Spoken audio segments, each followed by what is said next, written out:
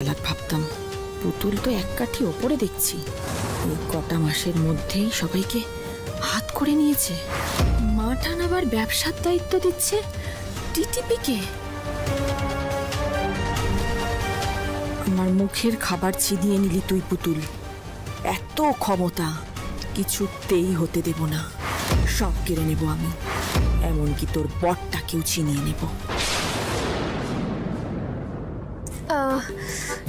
সবই তো বুঝলাম মাঠান, কিন্তু ওই আরে কিন্তু কি আছে, ঠাম্মি যেটা বললো সেটাই হবে।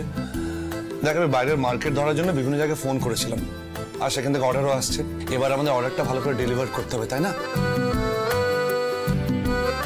তুই তো ফুল চাষ করিস, আর তুই ভালো করে জানিস কি করে ফুল তাজা রাখতে হয়। দেখ পুতুল, তুই এই দায়িত্বটা নিলে খুব ভালো হয়। বলছি মাঠান, আপনি অনুমতি দিলে কিন্তু আমিও সাহায্য করতে পারি আর কি। আসলে পুতুল তো বেশি দূর পড়াশোনা করেনি, টেনে টুনে পাশ করতো বেচারি, তো আমার না অনেক জ্ঞান আছে এইসব ফুল চাষ, ফুলের সার, এইসব নিয়ে আমার অনেক নলেজ আছে। তো আমি কি সাহায্য করতে পারি মাঠান? না, তুমি অতিথির মতো থাকো। তোমাকে এই বাড়িতে থাকতে দিয়েছি বলে ভেবো না যে সব ব্যাপারে তুমি নাক গলাবে। গাম্বাট মেয়ে একটা, দেখছে এই বাড়িতে কেউ ওকে মন থেকে মেনে নিতে পারেনি এখনো, আগে আদিক্ষেতা শুরু করে দিয়েছে যত সব।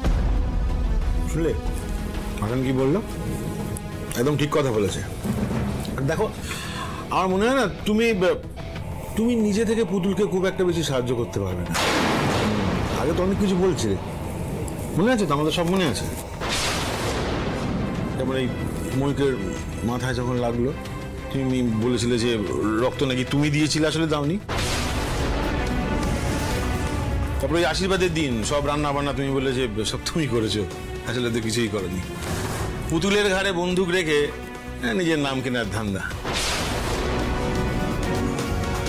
আসলে কি জানো তো, সত্যি না কখনো চাপা থাকে না, ঠিক বেরিয়ে পড়ে। মা সব জেনে গেছে, আর এই বাড়ির সবাই সবকিছু বুঝে গেছি। তুমি একটা কাজ করো, তুমি তোমার ওই যে পুঁথিগত বিদ্যের বহর ওগুলো এখানে জাহির করতে এসো না, তোমার কাছেই রেখে দাও। আর পুতুলকে পুতুলের কাজটা করতে দাও, ও ঠিক পারবে। ইনফ্যাক্ট আমার মনে হয় যে তোমার নিজের যদি কোনো রকম সাহায্য দরকার হয় তুমি পুতুলকে বলো না, পুতুল তোমাকে সাহায্য করে দেবে। তোমাকে সাহায্য করতে হবে না। না বরকা, তুমি জানো না চাষবাসের ব্যাপারে কিন্তু দিদি। পুতুল, আবার কেন কথা বাড়াচ্ছিস? ঠাকুরপো তোকে চুপ করতে বললো তো। আর শোন, আমাদের সবার কাছে না এখন দিনের আলোর মতো সবটা পরিষ্কার। ও, এই বাড়িতে ঢুকেই পুতুল আমার নামে কান ভাঙিয়েছে, আমাকে এ বাড়ির সবার চোখে খারাপ করা। দাঁড়া, দেখাচ্ছি তোকে কত ধানে কত চাল। আমি তোর শেষ দেখে ছাড়বো পুতুল, এমন চাল চালবো না যে মাঠান থেকে শুরু করে এই বাড়ির সব কটা লোক তোর মুখ থেকে মুখ ফিরিয়ে নেবে। এই নতুন অর্ডারটাকেই বানচাল করে দেব আমি। তাহলে দাদু ভাই, তোমরা দুজনে হাতে হাত মিলিয়ে এই অর্ডারের কাজটা শুরু করে দাও। আমি জানি তোমরা দুজনে খুব ভালোভাবে এই বিষয়টা সামলে নেবে, আমার ভরসা আছে তোমাদের দুজনের উপরে।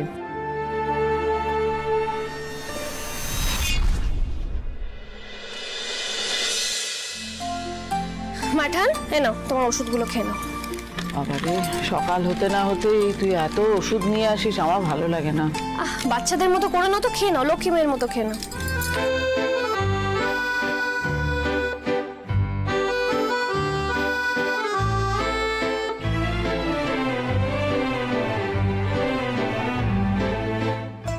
মাঠান, আপনি ওই হিসেবের ফাইল খাতাপত্র সব দেখতে চাইছিলেন? হ্যাঁ, তুমি ওই হিসেবের খাতাটা দাও। পেনটা।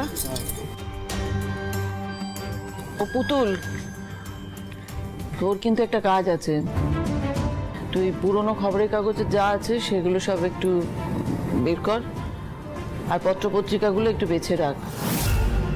ওই কাগজওয়ালা আসবে, ওকে দিয়ে দিবি। আর চাঁপাকে বলবি একটু ভালো করে যেন ওকে খাইয়ে দেয়।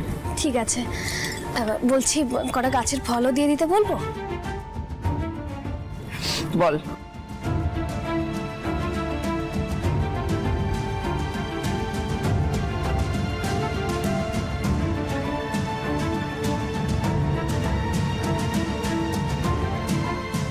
এ কি, এই তো হিসেব তো ঠিক হয়নি। এখানে একটা গড়মিল আছে। কি বলছেন মাটন? কোপার লাগছে কোথায়? এই তো এখানে 1020 টাকার মতো তো হিসেবে গড়মিল আছে।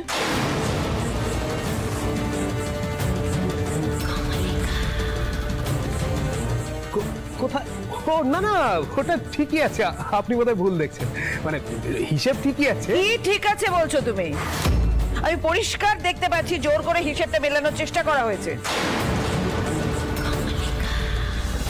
না না, কই দেখি আমি, আমাকে দেখাও এই দেখি। যে দেখো,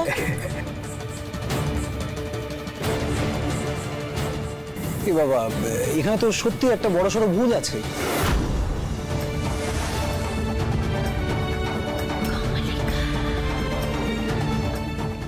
তুমি কি করে জানলে? তুমি তো খাতাটা দেখোনি। না মানে আপনার কোলে খাতাটা খোলা রাখা ছিল, তো ওখান থেকেই এক ঝলক দেখে আমি বুঝে গেছি যে ওটা একটা ভুল আছে। ওই যে দেখুন, আপনার লাস্ট উইকের ক্লোজিং ব্যালেন্স ছিল 2,90,000 টাকা, আর এই উইকের ওপেনিং ব্যালেন্স হচ্ছে 2,70,000 টাকা।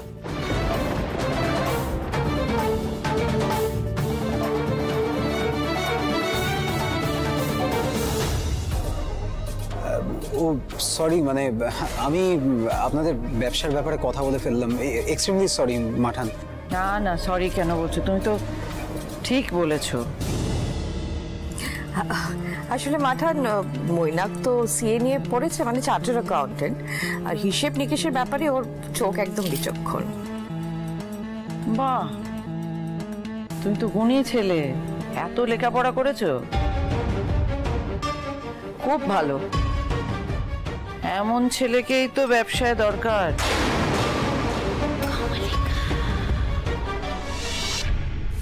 হ্যাঁ, শুনুন, হিসেবের খাতায় গরমিল করে রাখতে হবে। না না, সেটা আমি পরে বুঝে নেব। আপনাকে যেটা বলছি, অত প্রশ্ন করবেন না, ওইটুকুই করুন যেটা বলা হচ্ছে আপনাকে। আমি পরে মিলিয়ে দেব বললাম তো। অ্যাকাউন্টেন্টকে বলে রেখেছি হিসেবের খাতায়